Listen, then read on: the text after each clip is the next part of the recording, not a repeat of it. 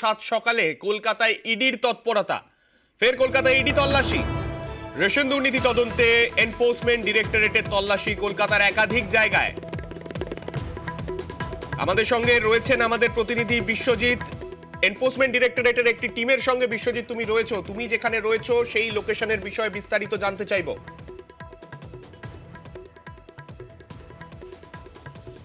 দেখো, এই রেশন দুর্নীতির সঙ্গে যুক্ত সন্দেহে বিশ্বজিৎ দাস তার ফ্ল্যাটে ইডির হানা দিয়েছেন। এই মেট্রোপলিটনে, কলকাতার মেট্রোপলিটন, তার দুটি ব্লকে তার দুটি ফ্ল্যাট রয়েছে। সেই দুই ফ্ল্যাটে আজ সকালবেলায় সাত সকালে এসে ইডির আধিকারিকরা কেন্দ্রীয় বাহিনী নিয়ে তারা হানা দিয়েছে এবং ইতিমধ্যেই প্রথমে তারা মেট্রোপলিটন দুর্গাবাড়ির কাছে মেট্রোপলিটন বি ব্লকের যে 131 নম্বর যে বাড়ি, সেই বহুতলে তারা প্রথমে ঢোকেন এবং সেখানে তারা জানতে পারেন যে তার কাছাকাছি আরও একটি তার যে ফ্ল্যাট রয়েছে, অর্থাৎ মেট্রোপলিটনে আরও একটি তার ফ্ল্যাট রয়েছে যেটাতে সম্ভবত তিনি নিজে থাকেন। সেই কারণে সেখানেও আবার ইডি হানা দেয়। তৎপরতার সঙ্গে ইডি আধিকারিকরা 3-4 জন এখান থেকে বেরিয়ে যান। এখানে বাকিরা এই বহুতলে এখনও রয়েছেন, এখনও তারা ভেতরে ঢুকেছেন এবং তল্লাশি প্রক্রিয়া শুরু করছেন।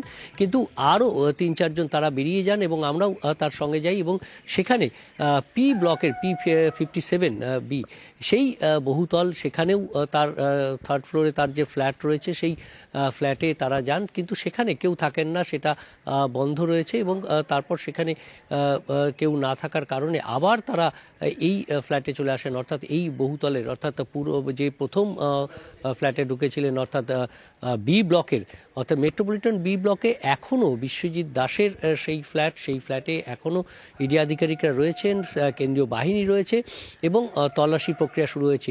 আমরা জানি যে রেশন দুর্নীতিতে প্রথমে বাকিবুর রহমান ধরা পড়ে এবং তারপর সেই ইডির জালে বাকিবুর রহমান যে তথ্য তালাশ দেন, সেই তথ্যের ভিত্তিতে তারপর যে প্রাক্তন খাদ্যমন্ত্রী জ্যোতিপ্রিয় মল্লিক তাকে গ্রেপ্তার করেছে ইতিমধ্যেই। তিনি ইডি তাকে গ্রেপ্তার করেছে এবং তারপর এই রেশন দুর্নীতির জাল কোথায় কোথায় রয়েছে সেই তথ্য তালাশ করতে গিয়ে প্রাক্তন বনগাঁর চেয়ারম্যান শঙ্কর আঢ্যর বিভিন্ন অফিস বাড়িতে তল্লাশি চালানো হয়, তাকে গ্রেপ্তার করা হয় এবং তারপর আরও এই রেশন দুর্নীতির সঙ্গে আরও কারা কারা যুক্ত রয়েছে, চেন কোথায় কোথায় রয়েছে সেই তথ্য তালাশ করতে আজ এই বিশ্বজিৎ দাস এবং তার সঙ্গে তার অফিস, তার অন্যান্য বিভিন্ন প্রেমাইসেস, সেই সমস্ত জায়গাতেও ইডির আধিকারিকরা বেরিয়েছেন।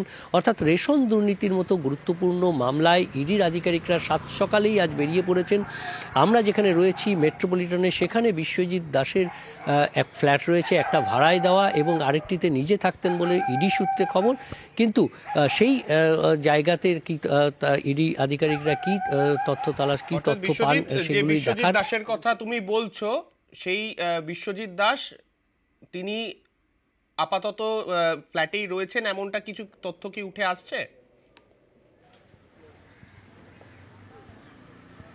না, এখনো পর্যন্ত তার সন্ধান পাওয়া যায়নি, কারণ যে ফ্ল্যাটে তিনি থাকেন সেই ফ্ল্যাটে গিয়ে তাকে পাওয়া যায়নি এবং আরও একটি ফ্ল্যাট যেখানে ভাড়া দেওয়া রয়েছে সেখানে এই মুহূর্তে ইডির আধিকারিকরা রয়েছেন। সেইখানে ইডি আধিকারিকরা তল্লাশি করছেন যে সেই ফ্ল্যাটে কিছু তথ্য পাওয়া যায় কিনা, কোনো ডকুমেন্টস পাওয়া যায় কিনা। কিন্তু এই দুটি ফ্ল্যাট নয়, যে এছাড়াও তার বিভিন্ন অফিস এবং তার সঙ্গে যুক্ত বিভিন্ন জায়গায় সেখানেও ইডি আধিকারিকরা তল্লাশি শুরু করেছেন। সাত সকালে উঠেই বিভিন্ন ভাগে তারা ভাগ হয়ে গেছেন এবং কলকাতা বিশ্বজিৎ নজর